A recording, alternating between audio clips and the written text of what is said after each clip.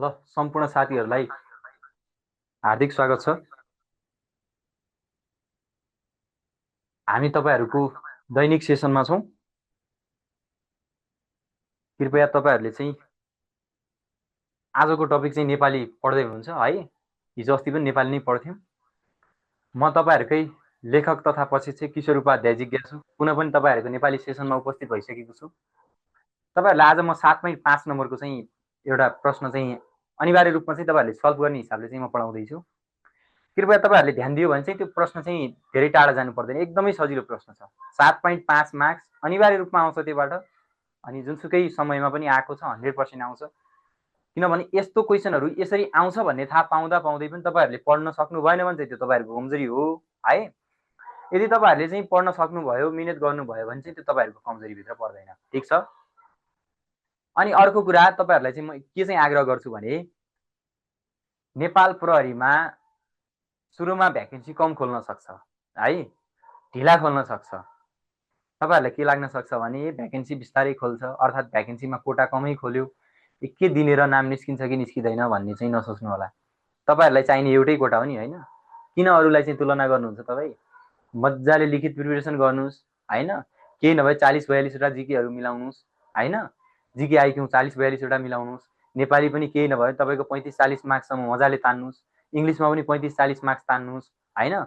सेवा र संविधानमा पनि त्यही 35-40 मार्क्स जति तान्नुहोस्।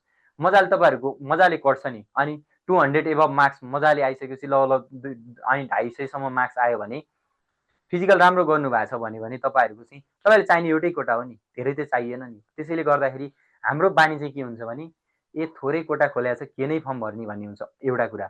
अर्को कुरा विज्ञापन कहिले खोल्ने हो अहिले चाहिँ पढेर के गर्ने र भन्ने हुन्छ। पढेको कुरा खेर जाँदैन साथीहरू, यो कुरा चाहिँ ख्याल राखौँ है। पढेको कुरा अहिले भयो नि काम लाग्छ, पछि भयो नि काम लाग्छ, केही खेर जाँदैन। मजाले पढ्नुहोस्। जीवनमा सक्नुहुन्छ भने जति पढ्नुहुन्छ पढ्नुहोस्, दुःख जति गर्नुहुन्छ पढाइमा गर्नुहोस्। बाँकी एक्स्ट्रा टाइममा त्यो अनि एक्स्ट्रा एक्टिभिटिजहरू गर्नु भनेको बेकार हो।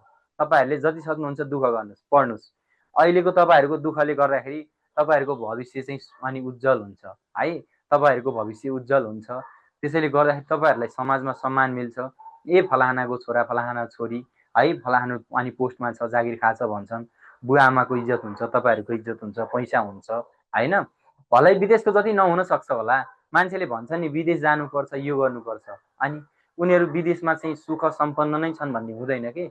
मान्छे विदेशमा त जान्छ, तर अन्तिममा कयौँ उदाहरणहरू छन् कि अन्तिममा आफ्नै देशमा विदेशमा घर अनि जग्गा जमिन अनि जोडिसकेका मान्छे पनि अन्तिममा आफ्नै देशमा आएर चाहिँ मर्न चाहन्छन् कि। त्यसैले गर्दाखेरि सकिन्छ भने आफ्नै देशमा चाहिँ कर्म गर्ने, दुःख गर्ने हो, ठिक छ। नभन्दै म तपाईँहरूको विषयवस्तुमा प्रवेश गर्छु। आजको विषयवस्तु तपाईँहरूको एकदमै सजिलो टपिक छ, कृपया ध्यान दिनु होला। छोटो टपिक छ है, तपाईँहरूका लागि चाहिँ मोटो टपिक छ है। अङ्कभार मोटो छ तर छोटो जस्तो लाग्न सक्छ। त्यसैले तपाईँहरूले चाहिँ एकदमै ख्याल राख्नु होला। जब तपाईँहरूले ख्याल राख्नुभयो नि तपाईँहरूको काहीँ पनि जाँदैन। 7.5 को चाहिँ मजाले चाहिँ तपाईँहरू लेख्न सक्नुहुन्छ है। 7.5 लेख्न सक्नुहुन्छ। ल, समसामयिक शीर्षकमा निबन्ध लेखन भन्ने 1.1मा तपाईँहरूको अनि के भन्छ नेपालीको सिलेबसको सुरुवाती चरण भनेको 1.1मा यही छ। अङ्क कति आउँछ अरे? 7.5 आउँछ। कति आउँछ? 7.5 आउँछ है। 7.5 मार्क्सको आउँछ। कृपया त्यो 7.5मा तपाईँहरूले राम्रो लेख्न सक्नुभयो भने 4.5सम्म तपाईँहरूले ल्याउन सक्नुहुन्छ है। त्यसका लागि चाहिँ दुःख चाहिँ गर्नुपर्ने हुन्छ। एक दिनमा एक-एकवटा प्र्याक्टिस गर्ने। मैले तलतिर कस्तो खाले आउँछ भन्ने सबै राखिदिएको छु, ठिक छ। ल, सुरुमा के हो त निबन्ध भनेको पहिला चाहिँ थाहा पाउनु पर्यो नि होइन। निबन्ध भनेको के हो भन्ने कुरा नै थाहा छैन भने तपाईँहरूलाई चाहिँ कसरी लेख्ने त नि होइन। के हो त निबन्ध, कति प्रकारका हुन्छन्, कस्ता प्रकृतिका हुन्छन्, यो कुरा चाहिँ ख्याल राख्नु। ल हेरौँ, निबन्ध भनेको शब्द संस्कृत शब्दको है। निबन्ध भन्ने शब्द छ नि जो संस्कृत शब्दको नि उपसर्ग है।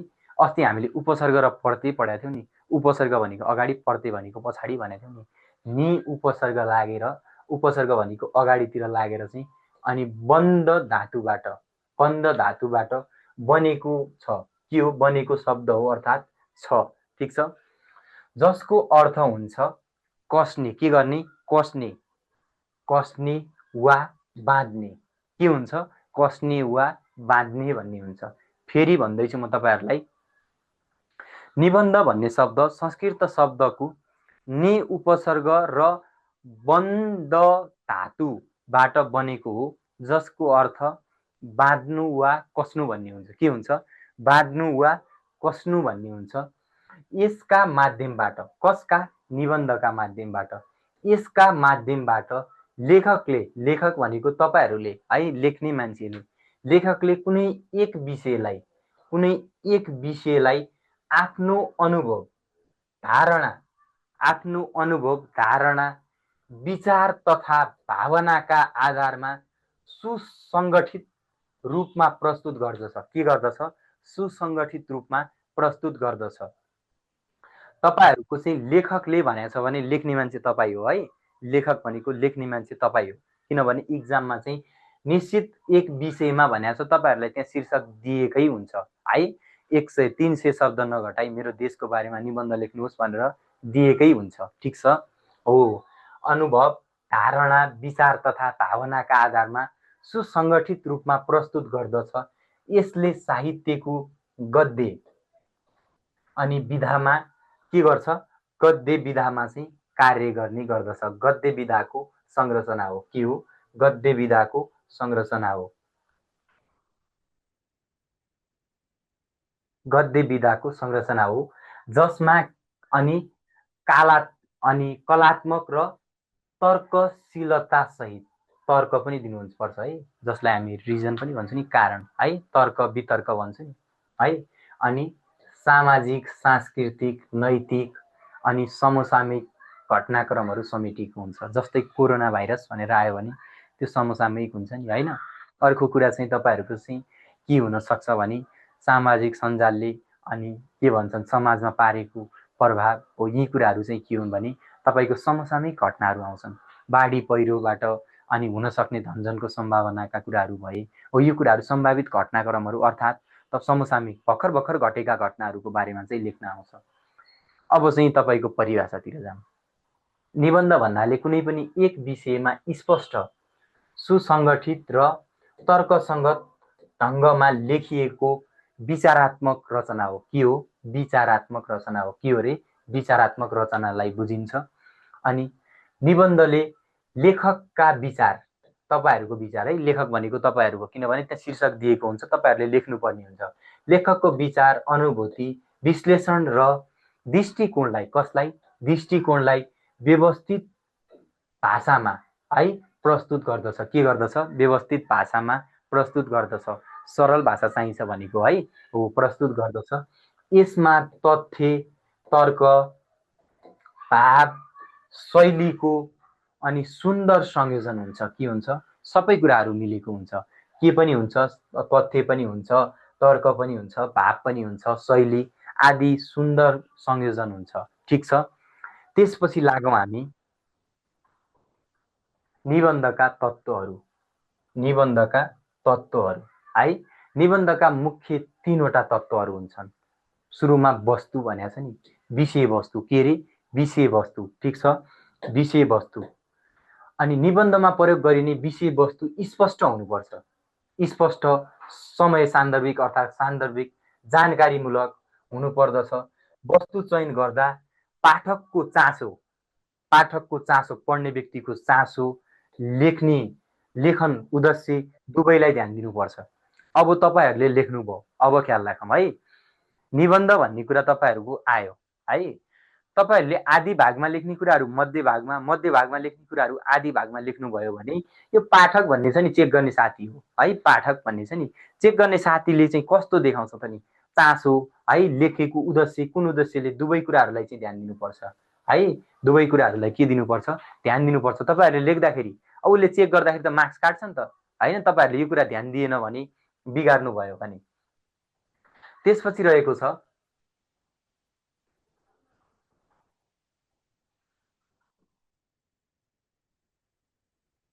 शैली है। शैली, अब कस्तो शैलीमा लेख्ने त? शैली, निबन्ध प्रस्तुत गर्ने तरिका वा लेखन शैली अत्यन्तै महत्त्वपूर्ण हुन्छ। विशेष ख्याल राख्ने भनेको यसैलाई हो साथीहरू, ख्याल राखौँ है।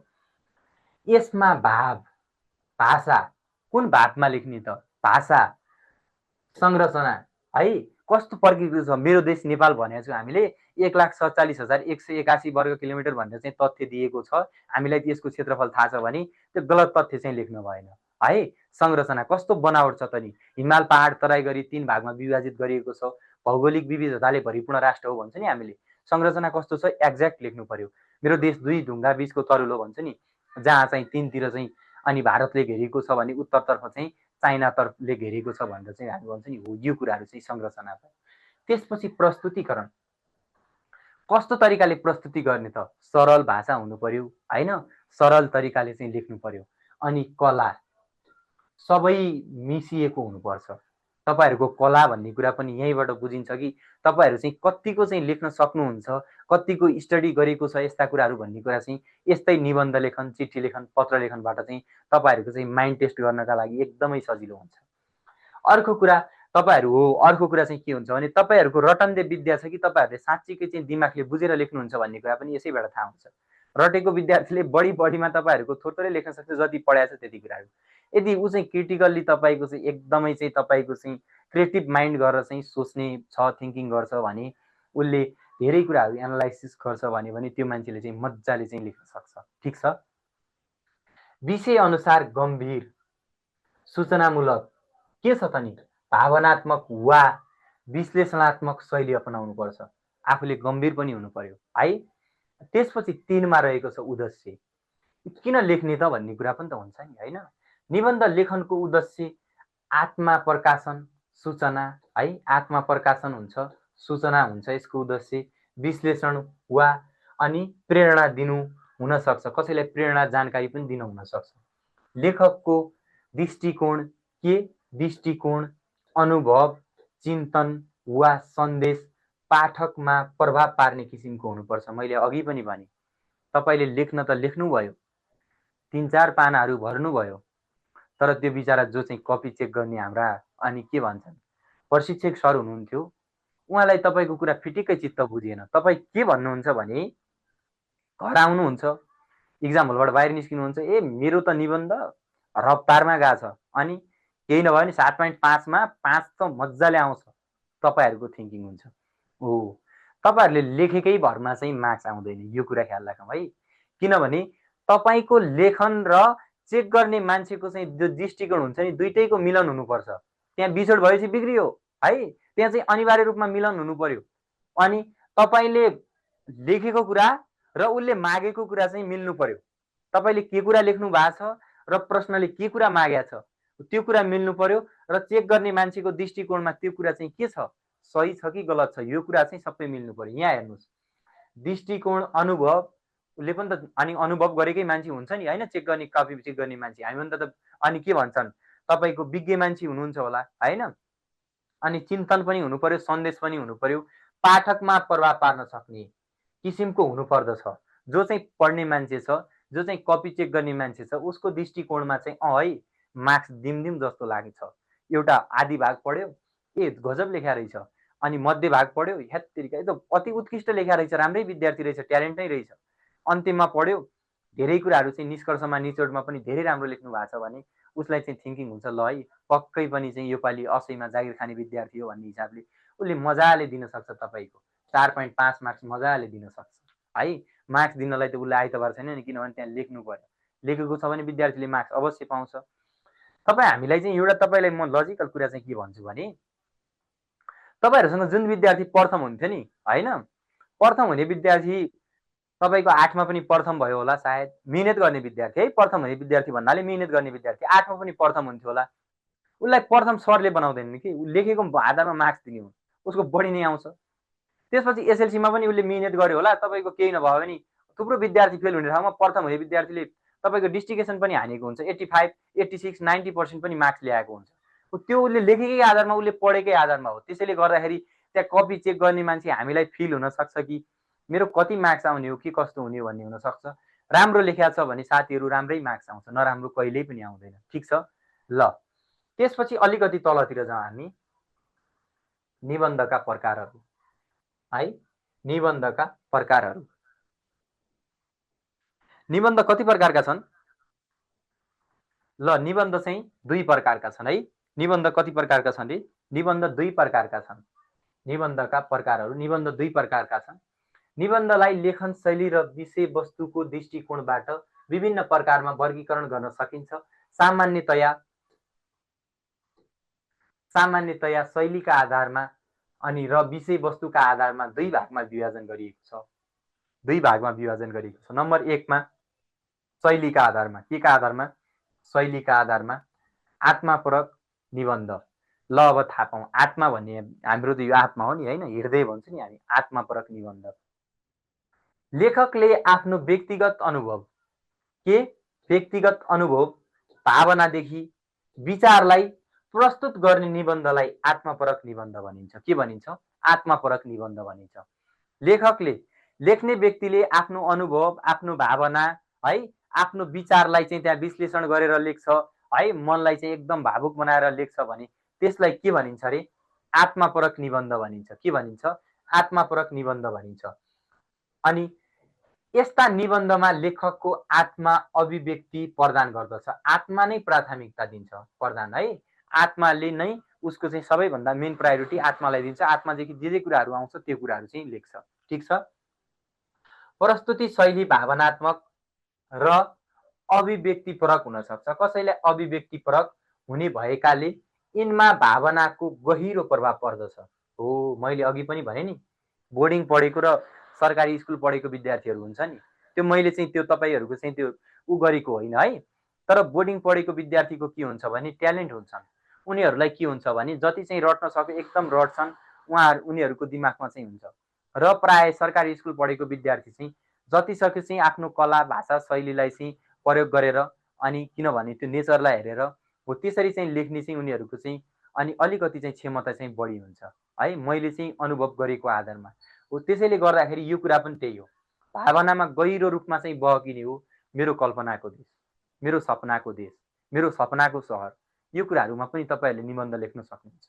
कस्तो हुन्छ त मेरो सपनाको देश, मेरो कल्पनाको सहर चाहिँ कस्तो हुन्छ, मेरो कल्पनाको सहर काठमाडौँ कस्तो हुन्छ, यो कुराहरू त कल्पना गरेर भित्री मनदेखि जति भावुक भएर लेख्न सक्यो त्यति नै, जति जति टेक्नोलोजीहरूको बारेमा थाहा भयो, जस्तो जस्तो आफूले सोच गरेको छ, जस्तो नयाँ नयाँ ठाउँ देखाएको छ होइन, हामीले त इन्टरनेटबाट भयो, फेसबुक, सामाजिक सञ्जाल विभिन्न ठाउँबाट देखाएको छ नि त। हो, यो कुराहरू चाहिँ तपाईँहरूले चाहिँ लेख्न सक्नुहुन्छ। ठिक छ, यो कुराहरू चाहिँ ख्याल राख्नुपर्छ। त्यसपछि रहेको छ वस्तुपरक निबन्ध। वस्तुपरक निबन्ध के हो त वस्तुपरक निबन्ध भनेको? वस्तुपरक निबन्ध, वस्तुपरक निबन्धमा विषयको तथ्य अध्ययन, तटस्थ अध्ययन है, अर्थात् यथार्थ विश्लेषण र वर्गीकरण गरिन्छ। जस्तै मान्नुहोस् कि जुन कुराहरू हामीलाई थाहा छ त्यो कुराहरू चाहिँ एक्ज्याक्ट थाहा भएको कुरा चाहिँ लेख्नुपर्छ नि त, किनभने झुटा कुराहरू लेख्न पाइँदैन भनेको है। वस्तुपरक भनेको कुनै पनि निश्चित विषय वस्तुको अनि यथेष्ट तथ्य विवरणहरू थाहा छ भने हो त्यसैको अनि बारेमा चाहिँ लेख्छौँ भने त्यसैलाई के भनिन्छ? अनि वस्तुपरक निबन्ध भनिन्छ। लेखकको व्यक्तिगत है भावना भन्दा तथ्यलाई, प्रमाणलाई तर्कको आधारमा विषयवस्तुमा प्रवेश गरिन्छ। के का आधारमा? भावना भन्दा पनि तथ्य, प्रमाण र तर्कका आधारमा चाहिँ विषयवस्तुमा प्रवेश गरिन्छ। केमा प्रवेश गरिन्छ? विषयवस्तुमा प्रवेश गरिन्छ। यसले पाठकलाई, कसलाई? पाठकलाई भनेको पढ्ने व्यक्तिलाई है, पाठकलाई विषयको यथार्थ बुझाउन सहयोग गर्दछ। विषयको यथार्थ बुझाउन सहयोग गर्दछ। चेक गर्ने मान्छे पनि हामीभन्दा ट्यालेन्ट नै हुन्छन्। मैले बार बार भन्दैछु नि, तपाईँको जस्तो मान्नुहोस् कि हामीले भन्यौँ नेपालको पूर्व पश्चिम औसत लम्बाइ भनेको छु 885 वर्ग किलोमिटर छ भनेर भनेको छु भने उसलाई पनि त थाहा हुन्छ नि त्यो कुरा होइन। हो, यस्ता कुराहरू चाहिँ भावनामा बकेर चाहिँ हाम्रो चाहिँ बढी हुन्छ अनि देश चाहिँ अब विश्वमा चाहिँ सबभन्दा ठुलो नक्सा भएको देश हाम्रै हुन्छ, यो कुरा चाहिँ लेख्न पाइँदैन वस्तुपरक निबन्धमा। ठिक छ, यो कुरा भरिसक्यो, कतै लेख्न पाइँदैन। तर पनि मैले भनेको के, बढाइ चढाइ गर्न पाइँदैन। जे कुरा हो त्यो कुरालाई तटस्थ रूपमा चाहिँ लेख्नुपर्ने हुन्छ। ठिक छ। विषयवस्तुका आधारमा निबन्ध, विषयवस्तुका आधारमा निबन्ध मुख्य 4 प्रकारका हुन्छन्। तपाईँहरूलाई म एकदमै सजिलो भाषामा भन्छु। ल यहाँ हेर्नुहोस्,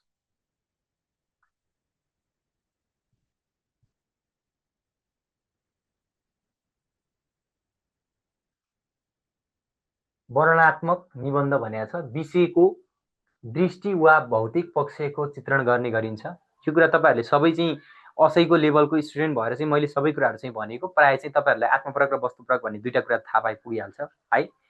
त्यसपछि विवरणात्मक भनेको छ घटनाको क्रम, प्रक्रिया वा अवस्थाबारे विस्तृत वर्णन गर्ने। विचारात्मक निबन्ध भनेको छ विश्लेषण र तर्कका आधारमा दृष्टिकोण प्रस्तुत गर्ने। भावनात्मक निबन्ध भनेको यसैलाई आत्मपरक निबन्ध भनिन्छ। लेखकको भावना र अभिव्यक्तिमा आधारित हुने निबन्धलाई के भनिन्छ? भावनात्मक निबन्ध भनिन्छ। त्यसपछि मैले तपाईहरुलाई केही तलतिर टपिकहरु राखिदिएको छु। ल हेर्नुस्, एकछिन तपाईहरुसँग म चाहिँ के गर्छु भने सामान्य छलफल गर्छु, कृपया ध्यान दिनु है। सामान्यतया निबन्ध दुई प्रकारका हुन्छन्, वस्तुपरक र आत्मपरक भन्यौं है। अब निबन्ध लेख्दाखेरि चाहिँ कति कति भागमा लेखिन्छ भन्ने हुन सक्छ। सुरुवाती विषयमा तपाईहरुलाई प्रश्न आउँछ मेरो देशको बारेमा ल 200 शब्द अर्थात् 150 शब्द अर्थात् 300 शब्द नघटाई निबन्ध लेख्नुहोस् भन्ने आउँछ। त्यो आइसकेपछि तपाईहरुले के गर्नुपर्ने हुन्छ भने सुरुमा चाहिँ तपाईहरुले शीर्षक लेख्नुपर्ने हुन्छ डबल इन्भाइटेड कमा भित्र। ठीक छ, डबल इन्भाइटेड कमा भित्र शीर्षक लेख्नुपर्ने हुन्छ मेरो देश भनेर डबल इन्भाइटेड कमा भित्र। यसरी चाहिँ तपाईहरुले चाहिँ लेख्नुपर्ने हुन्छ है। यसरी तपाईहरुले चाहिँ यो कुरा चाहिँ लेख्नुपर्ने हुन्छ डबल इन्भाइटेड कमा भित्र चाहिँ मेरो देश भनेर लेख्नुपर्ने हुन्छ। सरी, त्यसपछि तपाईहरुको चाहिँ निबन्ध तीन भाग हुन्छन् है, आदि, मध्य र अन्त्य। आदि भाग भनेको परिचयात्मक खण्ड हो, जहाँ चाहिँ तपाईहरुले विषय वस्तु जुन दिया छ नि मेरो देश, त्यसको सामान्य परिचय, त्यसको स्ट्रक्चर बनावट कस्तो छ त नि हैन, हो त्यो सम्बन्धी चाहिँ लेख्नुपर्ने हुन्छ। अनि त्यसपछि चाहिँ त्यो चाहिँ अनुच्छेद आदि भाग चाहिँ 1 वा 2 अनुच्छेदमा हुन्छ। कतिमा हुन्छ? 1 वा 2 अनुच्छेदमा लेखिन्छ। ठीक छ, त्यसपछि रहेको छ तपाईको चाहिँ मध्य भाग। मध्य भाग भनेको चाहिँ सबैभन्दा मोस्ट इम्पोर्टेन्ट भाग हो, जहाँ चाहिँ विषय वस्तुमा प्रवेश गरिन्छ, केन्द्रित भइन्छ। ठीक छ, सरी, त्यहाँ चाहिँ के लेखिन्छ भने तपाईहरुको चाहिँ के छ त नि त्यहाँ अहिले कस्तो अवस्था छ है, वर्तमान अवस्था, के समस्याहरू छन्, के कसरी समाधान गर्न सकिन्छ, के कति चुनौतीहरू छन् हो लगायतका यो समस्या समाधानका उपायहरू अनि नाफा घाटाका कुराहरू, यो सबै कुराहरू चाहिँ मध्य भागमा लेखिन्छ। मध्य भाग 2 देखि 4 वटा अनुच्छेदमा चाहिँ लेखिने गरिन्छ। ठीक छ, 2 देखि 4 वटा अनुच्छेदमा लेखिने गरिन्छ। त्यसपछि छ अन्त्य भाग। अन्त्य भाग भनेको आदि भाग र मध्य भागमा लेखिएका कुराहरूलाई चाहिँ निष्कर्ष निकाल्ने र केही आफ्ना तर्कहरू अर्थात् आफ्ना भनाइहरू पनि राख्न सकिन्छ। त्यो अनुच्छेद भनेको तपाईको 2 या 1 वा 2 अनुच्छेदमा चाहिँ लेख्न सकिन्छ अन्त्य भाग। ठीक छ, 1 वा 2 अनुच्छेदमा चाहिँ लेख्न सकिन्छ।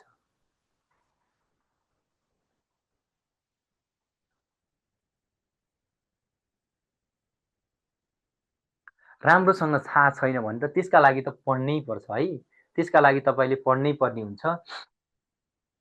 सरी, मलाई आज अलि रुगाखुकी लाग्छ, त्यसैले गर्दाखेरि हो, त्यसको बारेमा तपाईले पढ्नै पर्ने हुन्छ हो। त्यसैले मैले अहिले भने नि त तपाई चाहिँ भोलिका दिनमा यी टपिकहरू छन् नि, यी टपिकमा चाहिँ तपाईहरुले प्रत्येक विद्यालयमा गएर चाहिँ तपाईहरुले जनचेतनामूलक कार्यक्रमहरू गर्नुपर्छ। त्यो ट्रेनिङ पिरियडमा, असैको ट्रेनिङ पिरियडमा चाहिँ तपाईहरुले अपराध अनुसन्धानमा नेपाल प्रहरीको भूमिका अर्थात् सामुदायिक प्रहरी है, शान्ति सुरक्षामा नेपाल प्रहरीको भूमिका जस्ता जनचेतनामूलक कार्यक्रमहरू गर्नुपर्ने हुन्छ।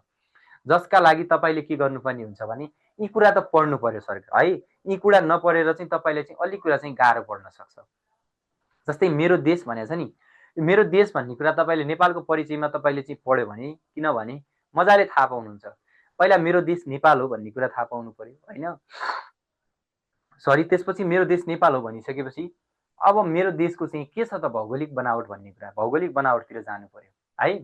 भौगोलिक बनावट कस्तो छ है, अनि मेरो देश कतिदेखि कतिसम्म चाहिँ फैलिएको छ है, मेरो देशको चाहिँ के भन्छन् कतिवटा राष्ट्रहरूसँग चाहिँ सम्बन्ध गाँसिएको छ, नजिक छ अर्थात् हैन, नाकाहरू छ हैन।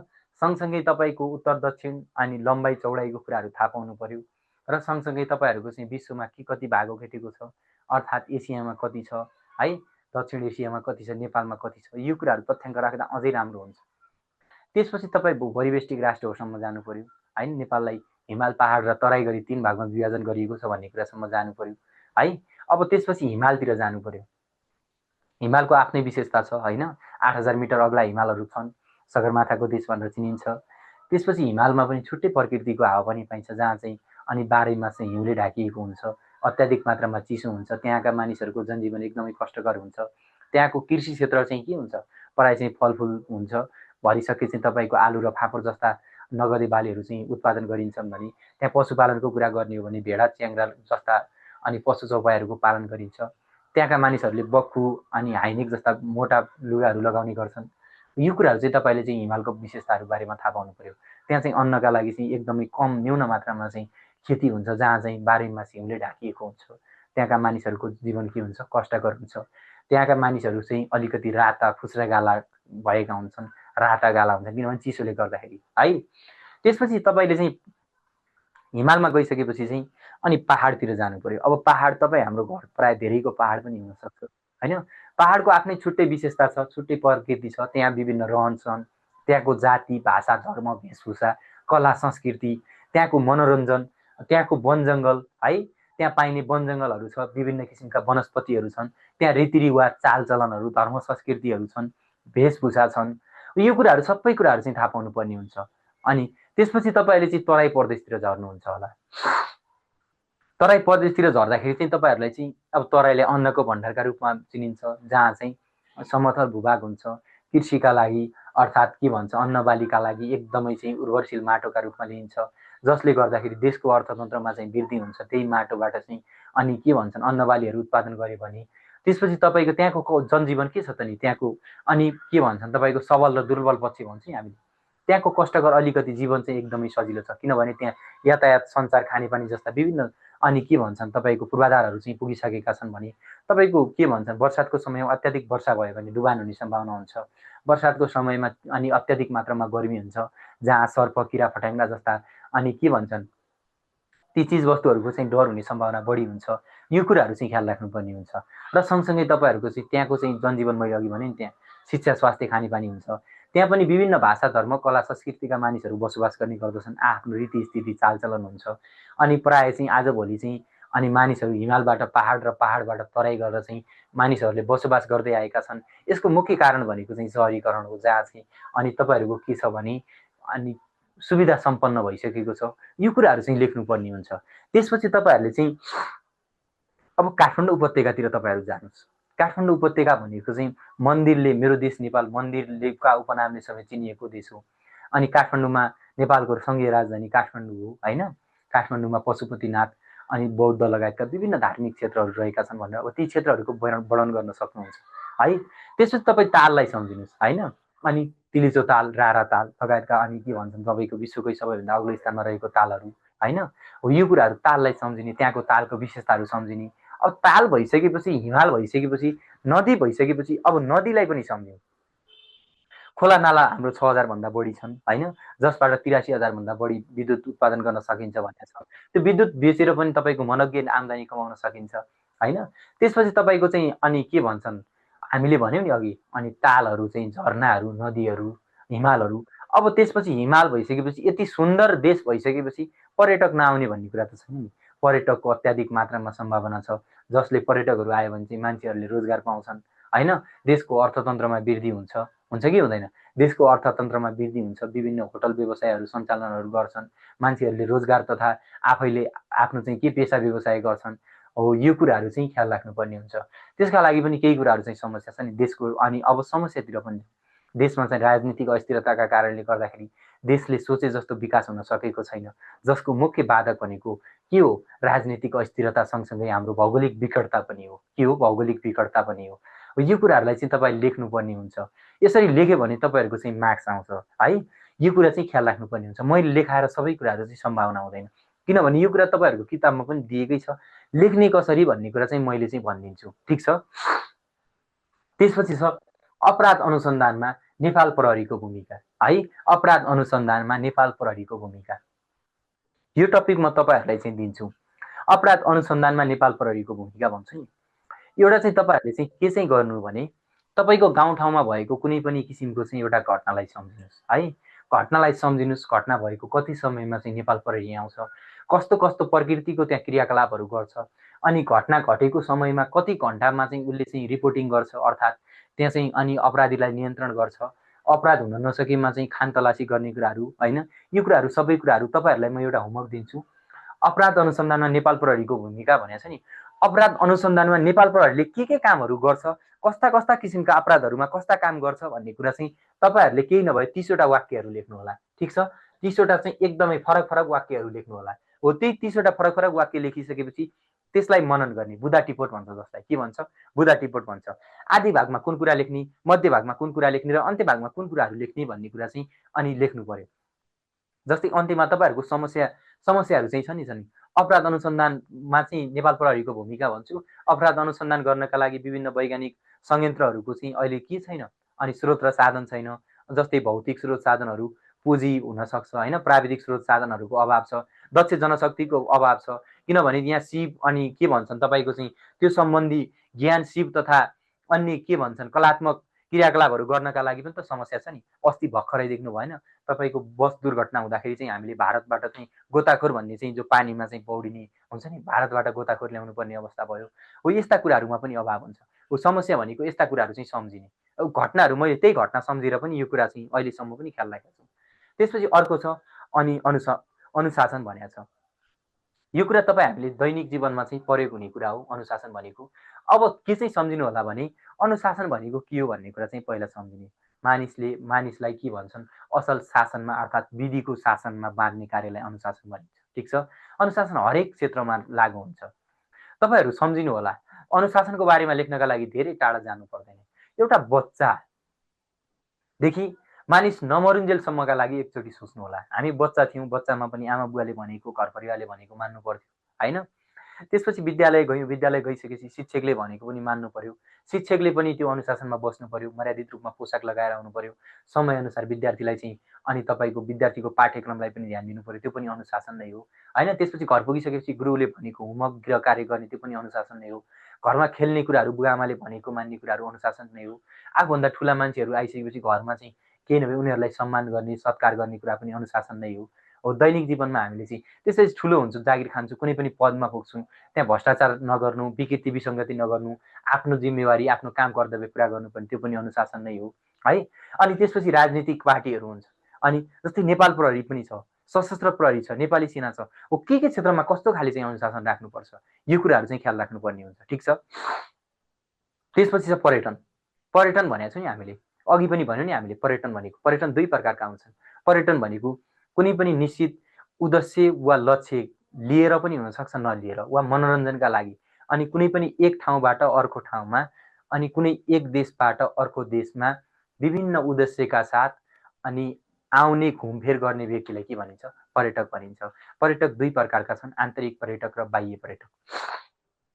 सरी, आज अलि मलाई सन्चो छैन। आन्तरिक पर्यटक भन्नाले अनि स्वदेशमै है, एक ठाउँबाट अर्को देशमा जाने, घुमफिर गर्ने, उसले शिक्षा पनि लिन सक्छ, ज्ञानका कुराहरू पनि लिन सक्छ है, मनोरञ्जन पनि गर्न सक्छ।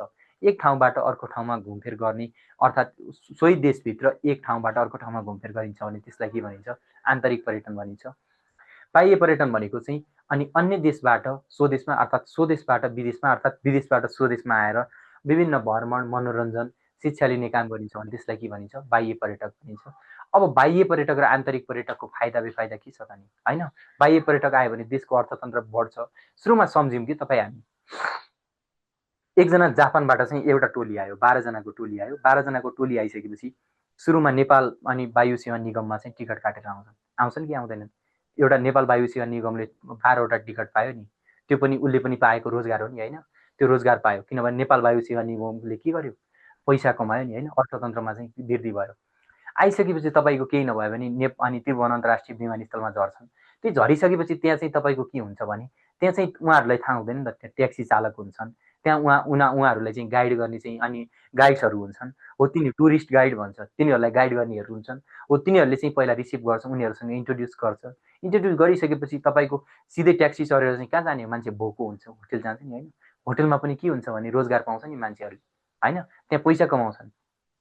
होटल हुँदै विभिन्न यातायातका सञ्चारका माध्यमहरू प्रयोग गर्छ नि, आइसकेपछि उहाँहरूले के नभए सिमहरू लग्छन् होला, अर्थात् वाइफाई नेटवर्किङको कुराहरू हुन्छ होला, जसले गर्दाखेरि अर्थतन्त्रमा दिन प्रतिदिन एकचोटि सम्झ्यौँ कि एउटा टुरिस्ट आइसकेपछि ऊ मान्छे चाहिँ तपाईँको चाहिँ केही नभए सगरमाथा गयो, हिमालमा चढ्न थाल्यो भने उसले चाहिँ त्यहाँ गर्ने चाहिँ फाइदाहरू, त्यहाँ उसका कारणले गर्दाखेरि हुने बेफाइदाहरू, जस्तै मान्नुहोस् कि पर्यटक भित्रियो भने, देशमा थुप्रै पर्यटक भित्रियो भने चाहिँ के कस्ता किसिमका समस्याहरू आउँछन्, विभिन्न अपराध हुन्छन् होइन, विभिन्न किसिमका विदेशी कल्चरहरू चाहिँ अनि के भन्छन् नेपालमा चाहिँ लागु हुन्छ।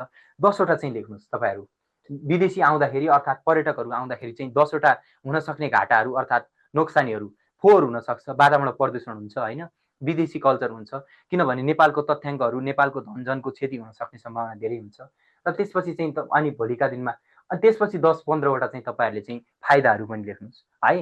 हो, यो कुराहरू यसरी गऱ्यो भने प्र्याक्टिस एउटा एउटा टपिकहरू एक दिनमा तपाईँहरूले लेख्नुपर्ने हुन्छ। यदि तपाईँहरू लेख्नै भएन भने चाहिँ के हुन्छ भने गाह्रो पर्छ तपाईँहरूलाई, किनभने त्यो चाहिँ तपाईँहरूले लेख्नै पर्ने हुन्छ। अर्को छ सामाजिक सञ्जाल।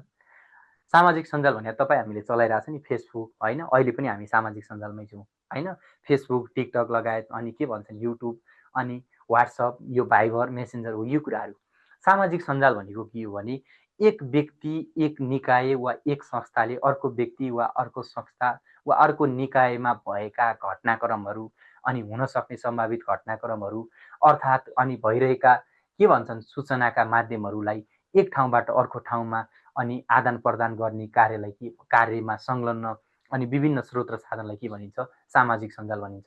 अब सामाजिक सञ्जालको बारेमा पनि तपाईँहरूले त्यस्तै गर्ने हो है। सामाजिक सञ्जाल भन्छ नि, हामीले टिकटक चलाउँछौँ मान्नुहोस्, सम्झिने यसरी नै हो, धेरै टाढा जानु पर्दैन, टिकटक, फेसबुक र अनि एकचोटि चाहिँ युट्युबतिर जाऊँ है। टिकटकले के कति अनि समाजमा विकृति विसङ्गति फैलाएको छ, फेसबुकले के कति विकृति विसङ्गति फैलाएको छ, युट्युबले के कति विकृति विसङ्गति फैलाएको छ, केही नभए पनि तपाईँहरू 10वटा लेख्न सक्नुहुन्छ, मजाले सक्नुहुन्छ नि होइन।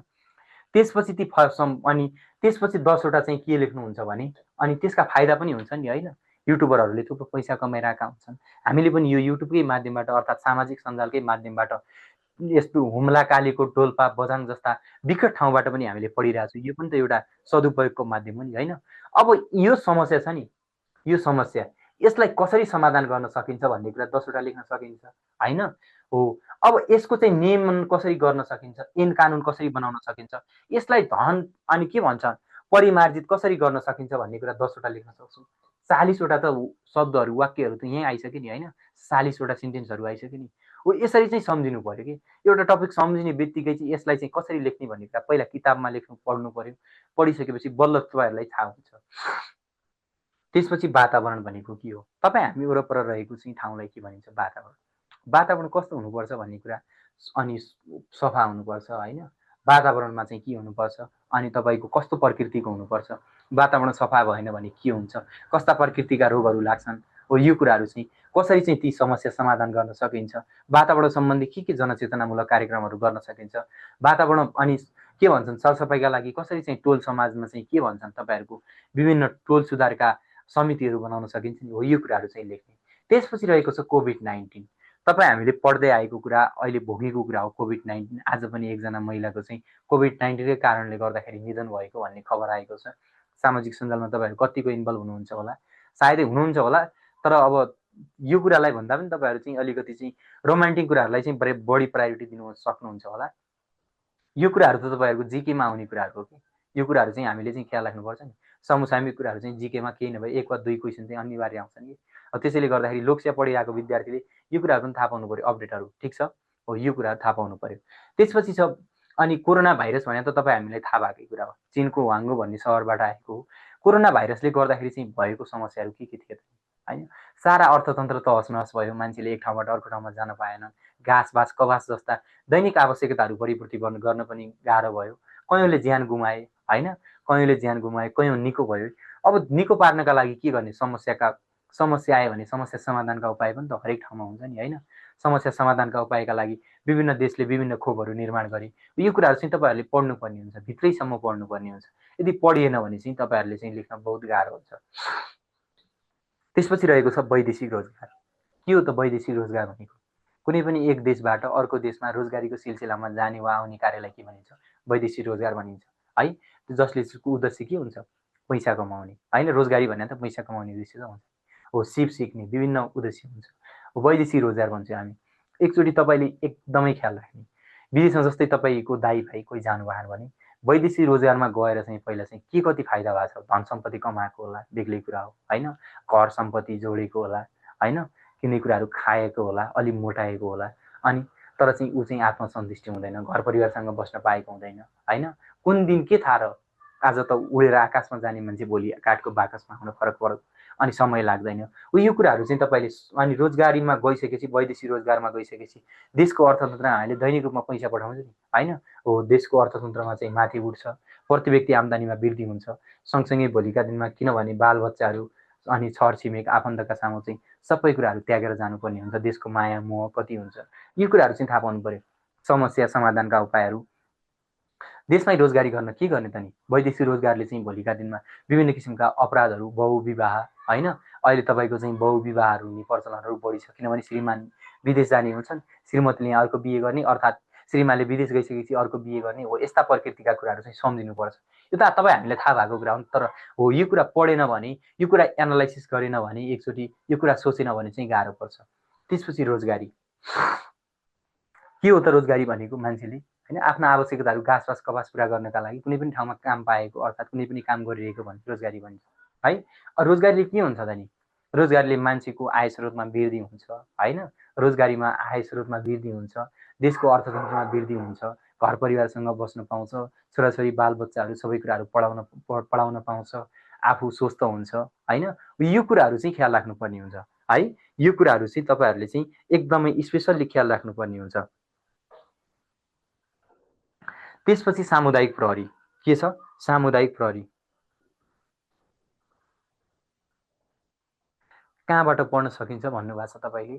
तपाईँले मजाले चाहिँ तपाईँको किताबमै सबै कुराहरू चाहिँ दिएको छ है, यो टपिकहरू प्रायः सबै दिएको हुन्छ, छैन भने पनि तपाईँहरूले चाहिँ सम्झिने कि है, विभिन्न अनि के भन्छन् तपाईँको चाहिँ यो सबै कुराहरू चाहिँ लेखेर सम्भव हुँदैन कि, यत्रो टपिकहरू, जस्तै यो मैले 15-20वटा टपिक छ सबै लेखाएँ, मैले 15वटा टपिक लेखाएँ, मैले लेखाएको भन्दा ठ्याक्कै एउटा टपिक फरक आइदिन सक्छ, 16औं टपिकमा आइदिन सक्छ कि, यो कहाँबाट आउँछ भन्ने कुरा चाहिँ थाहा हुँदैन है, हो यो कुराहरू चाहिँ थाहा हुँदैन, ख्याल राखौँ।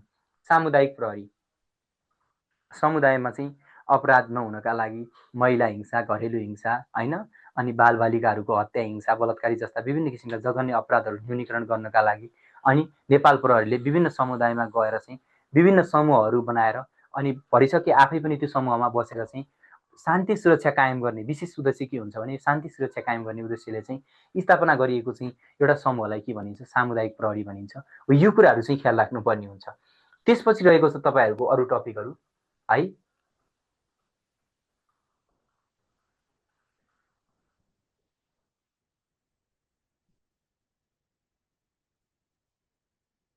प्रहरी मेरो साथी, प्रहरी मेरो साथी तपाईँ हामीले पढेकै कुरा हो, थाहा पाएको कुरा, धेरै कुरा चाहिँ थाहा पाइसकेका छौँ। प्रहरी मेरो साथी भन्ने टपिक छ नि, तपाईँहरूले सुरुमा के पढ्नु पर्यो भने अनि नेपाल प्रहरीको चाहिँ अनि ऐतिहासिक पृष्ठभूमि भन्ने छ नि, प्रहरी किन मेरो साथी हो त नि होइन, प्रहरी दुःखमा पनि साथ दिन्छ, एउटा बच्चा चाहिँ रोडमा चाहिँ तपाईँको चाहिँ के भन्छन् बिचल्ली अवस्थामा छ भने पनि उसलाई चाहिँ निश्चित ठाउँमा लगेर चाहिँ राखिदिन्छ, एउटा बुढा बुवा आमाले चाहिँ बाटो काट्न सकेका छैनन् भने पनि तिनीहरूलाई बोकेर हुन्छ कि हातहरू समातेर हुन्छ कि बाटोहरू काटिरहेका हुन्छन् भने हरेक दुःख सुखको साथी हो प्रहरी मेरो साथी भनेको। अब प्रहरी मेरो साथी हुँदाहुँदै पनि तपाईँहरूको चाहिँ हामीले चाहिँ के कस्ता कुराहरूमा लापरवाही गर्छौँ त नि होइन, र सँगसँगै प्रहरीले के कस्ता कुराहरूमा लापरवाही गरेका हुन्छन्, सबै कामहरू राम्रै गरेका हुन्छन् भन्ने त छैन नि त, यो कुराहरू चाहिँ तपाईँहरूले सम्झिनु पर्ने हुन्छ। ठिक छ। त्यसपछि अर्को रहेको छ शान्ति सुरक्षामा नेपाल प्रहरीको भूमिका। यो टपिक पनि तपाईँहरूले के गर्नु होला भने 25देखि 30वटा अनि वर्डहरू चाहिँ शब्दहरू तपाईँहरूले चाहिँ वाक्यहरू के गर्नु होला भने शान्ति सुरक्षामा नेपाल प्रहरीको भूमिका। एकचोटि तपाईँहरूले चाहिँ एकदमै ध्यान दिएर सम्झिनु होला। नेपाल प्रहरी अहिलेसम्म के कामहरू गरेका छन् भन्ने कुरा चाहिँ एकचोटि तपाईँहरू चाहिँ नजिकैको तपाईँहरूको गाउँठाउँ तपाईँहरूको बस्तीलाई चाहिँ सम्झिनु पर्ने हुन्छ। ठिक छ, तपाईँहरूको बस्तीलाई सम्झिनु एकचोटि। शान्ति सुरक्षामा नेपाल प्रहरीको भूमिका के काम गरेछ त नि शान्ति सुरक्षामा चाहिँ नेपाल प्रहरीले? ल सम्झ्यौँ। बाइ द वे मान्नुहोस् कि मेरो घर चाहिँ कैलाली हो, ठिक छ, मेरो घर कैलाली हो। शान्ति सुरक्षामा के गरेछ भन्ने कुरा चाहिँ म भन्छु, मेरो मैले भोगेको भोगाइ लेख्ने यही कुरा हो कि हो, यसैलाई चाहिँ ख्याल राख्नु पर्यो। शान्ति सुरक्षामा नेपाल प्रहरीले के गर्छ भने नम्बर 1 शान्ति सुरक्षामा बिहान चाहिँ तपाईहरुको चाहिँ प्रहरी उठ्छन्, सुतेको प्रहरी उठ्छन्। उठिसकेपछि तपाईको अनि ड्युटीमा जान्छन्।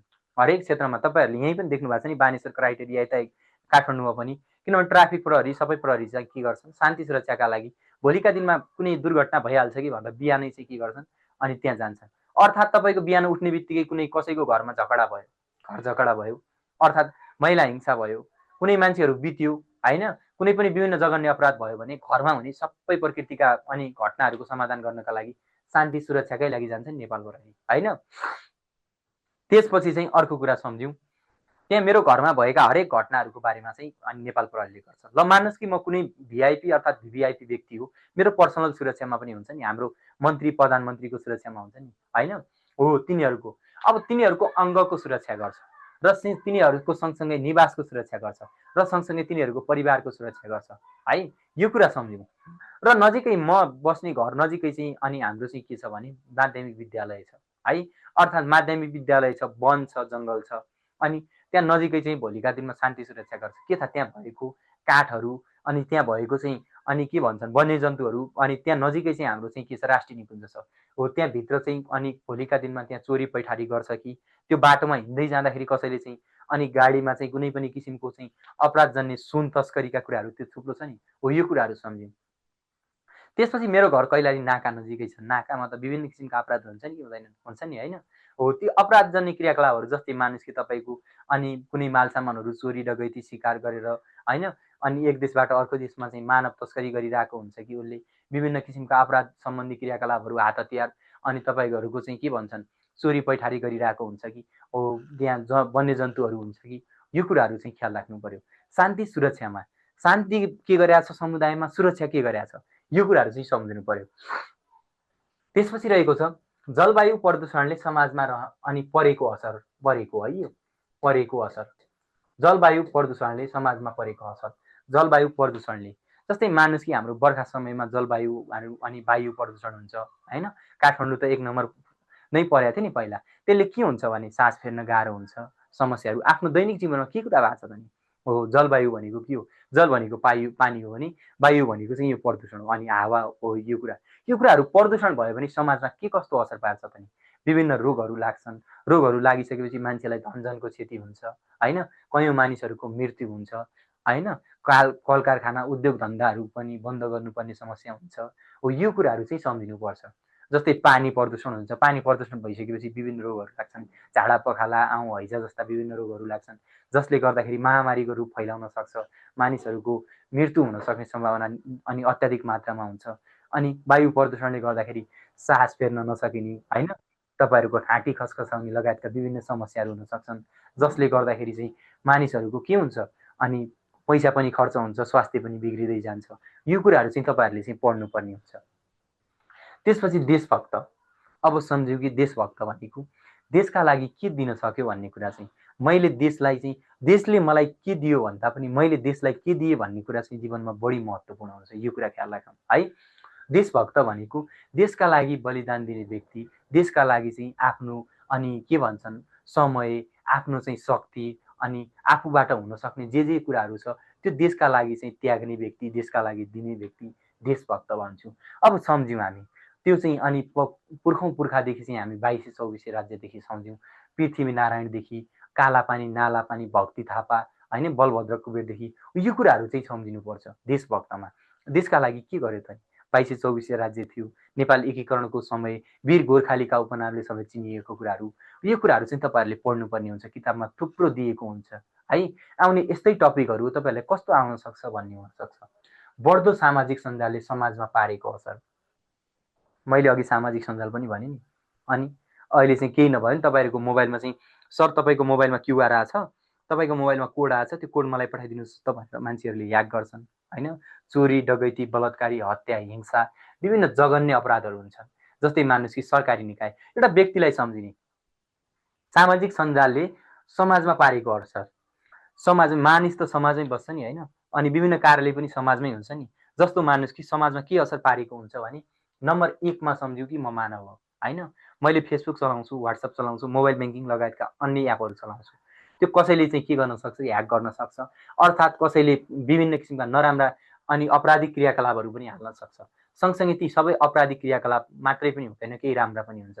अनि त्यसपछि सकारात्मक असर र नकारात्मक असर भन्ने हुन्छ। ती नकारात्मक असर हुन् भने सकारात्मक असरहरू कसैले चाहिँ अनि लोकसेवा सम्बन्धी विभिन्न क्वेसनहरू हालेको हुन्छन्, कसैले पेपरहरू हालेका हुन्छन्, कसैले अनि कुनै घटना घट्यो है भन्ने कुरा, त्यो पनि सकारात्मक अनि असर हो नि। कुनै घटना घट्यो भन्ने कुरा उहिले हामीलाई थाहा हुन्थ्यो त, हुँदैन थियो नि। जस्तै म चाहिँ काठमाडौँमा बस्छु, हुम्लामा मान्नुहोस् कि बस दुर्घटना भए पनि त्यो कुराहरू थाहा पाउँछु नि, त्यो के हो, सकारात्मक असर हो यो कुराहरू। अनि अर्को कुरा चाहिँ भोलिका दिनमा जस्तै म व्यक्तिमा त यत्रो असर पर्छ भने एउटा कार्यालय हुन्छ, कार्यालयमा त विभिन्न तथ्याङ्कहरू हुन्छन्, डाटाहरू हुन्छन्, हुन्छ कि हुँदैन होइन। ती अहिले चाहिँ के छ भने अनि यामायास प्रणालीमा चाहिँ छन् होइन, सबै चाहिँ कम्प्युटराइज सिस्टम छन्। ती विभिन्न तथ्याङ्कहरू चोरी गर्ने, विदेशीहरूले चाहिँ लग्ने, भोलिका दिनमा देशमा भएको चाहिँ अर्थतन्त्रको बारेमा, देशमा भएको स्रोत र साधनको बारेमा, देशले के गर्दैछ ती भविष्यका प्लानिङहरूको बारेमा पनि चाहिँ चोरी हुने सम्भावना अत्याधिक मात्रामा हुन्छ। सँगसँगै त्यो मात्रै छैन नि त नि होइन, तपाईँको सामाजिक सञ्जाल अर्थात् भोलिका दिनमा सोसियल मिडियाले गर्दाखेरि चाहिँ अनि कुन अनि के भन्छन् सेवा कतिखेर कुन ठाउँमा लिने भन्ने कुरा पनि सबै कुराहरू थाहा छ। अनि आइतबारको दिनमा के भन्छन् तपाईँको कार्यालय खुल्ला छ कि बन्द छ भन्ने कुरा तपाईँहरूको गुगल म्यापमा हेरे पनि ठ्याक्कै थाहा हुन्छ, ओपन र क्लोज भन्ने कुरा हो। यो कुराहरू पनि त राख्न सक्नु पर्यो कि होइन, जुन कुराहरू चाहिँ हामीले जहिले पनि गलतको पछि मात्रै लाग्ने होइन कि राम्रो कुरा पनि लेख्ने, नराम्रो कुरा पनि लेख्ने, ठिक छ। त्यसपछि सहरीकरण के हो त? सहरीकरण भनेको त्यही मैले अघि भने नि, गाउँबाट अर्थात् अनि हिमालबाट पहाड, पहाडबाट तराई हुँदै विभिन्न मान्छेहरू चाहिँ सहरमा आउने है, सहरीकरण भनेको जनसङ्ख्या वृद्धि हुने, यो कुराहरू चाहिँ सहरीकरणले गर्दाखेरि चाहिँ भोलिका दिनमा मानवको दैनिक जीवनमा परेको सकारात्मक र नकारात्मक असर दुइटै हुन्छ है। सहरीकरण भनेको गाउँ बिस्तारै विकसित भएर चाहिँ सहरमा परिवर्तन हुनु, अर्थात् अनि त्यहाँ चाहिँ विभिन्न किसिमका यातायात, सञ्चार, खानेपानी जस्ता विभिन्न किसिमका व्यापार व्यवसायहरू, उद्योग धन्दा, कल कारखानाहरू वृद्धि भयो भने चाहिँ त्यो मान्छेले रोजगार पनि पाउँछ, सँगसँगै त्यहाँ वातावरण प्रदूषण हुन्छ। जस्तै यो सहरीकरणले गर्दाखेरि नै काठमाडौँ यत्रो प्रदूषित भएको छ होइन। केही सकारात्मक लेख्ने, केही नकारात्मक कुराहरू चाहिँ लेख्नुपर्ने हुन्छ।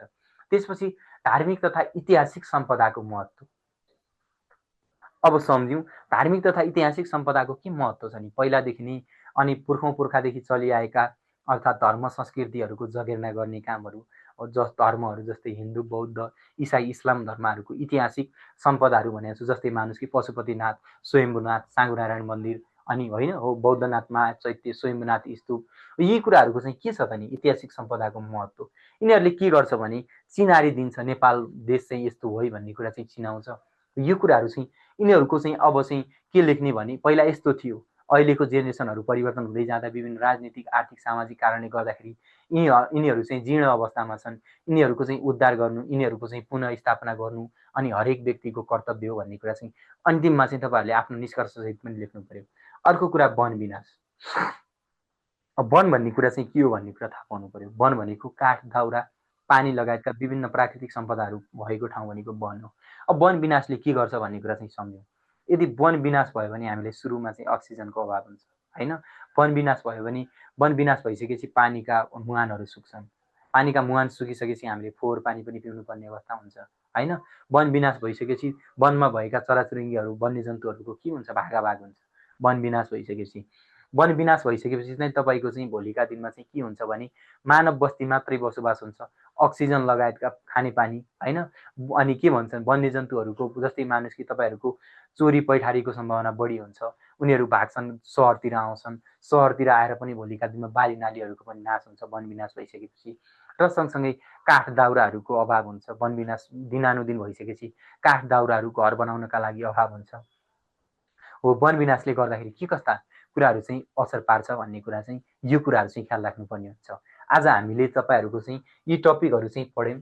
यी टपिकहरू चाहिँ तपाईँहरूले चाहिँ के गर्नु पर्यो भने सरल तरिकाले चाहिँ तपाईँहरूलाई नोट आउँछ। यो नोट चाहिँ तपाईँहरूले चाहिँ एकचोटि चाहिँ तपाईँहरूले आनन्द तरिकाले चाहिँ पढ्नुपर्ने हुन्छ।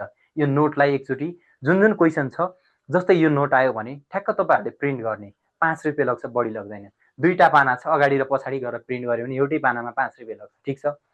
त्यो एउटा आज चाहिँ जस्तै मानुस् कि मेरो देश छ नि नेपाल, एकचोटि त्यो टपिकलाई चाहिँ यसो हेर्ने, सुरुमा किताबमा हेर्नु होला, फरक परेन, किताबमा हेर्ने, पढ्ने है, अन्य विभिन्न सामाजिक सञ्जालमा हेर्ने, पढ्ने र के गर्ने भने अब आफैले लेख्ने चाहिँ प्रयास गर्ने।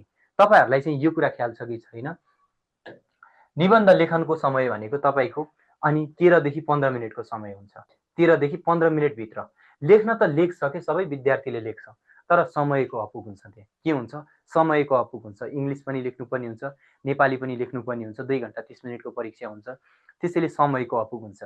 तपाईँले चाहिँ के गर्नुपर्ने हुन्छ भने 13 देखि 15 मिनेटभित्र 7.5 को आएको चाहिँ अनि जो चाहिँ निबन्ध छ त्यसको चाहिँ समस्या गर्नुपर्छ। बढीमा 18 मिनेट, त्योभन्दा बढी चाहिँ पाइँदैन है। किनभने त्योभन्दा बढी तपाईँले लेख्न थाल्नुभयो भने अरूबाट या त के भन्छन् समय घटाउन सक्नु पर्यो, अरूलाई छिटो लेख्न सक्नु पर्यो, नत्र भने छुट्ने सम्भावना अत्याधिक मात्रामा हुन्छ। यो कुरा विशेष ख्याल राख्नुपर्ने हुन्छ। ठिक छ? ल, आजको चाहिँ टपिकहरू तपाईँले कस्तो लाग्यो? कृपया जस्ताको त्यस्तै चाहिँ प्रतिक्रिया दिनु होला। के कस्तो लाग्यो कमेन्ट गर्नुहोस् त। सबैजना साथीहरू कमेन्ट गरौँ त, के कस्तो लाग्यो कमेन्ट गरौँ सबैजना है। सबैजना कमेन्ट गर्नुहोस् है।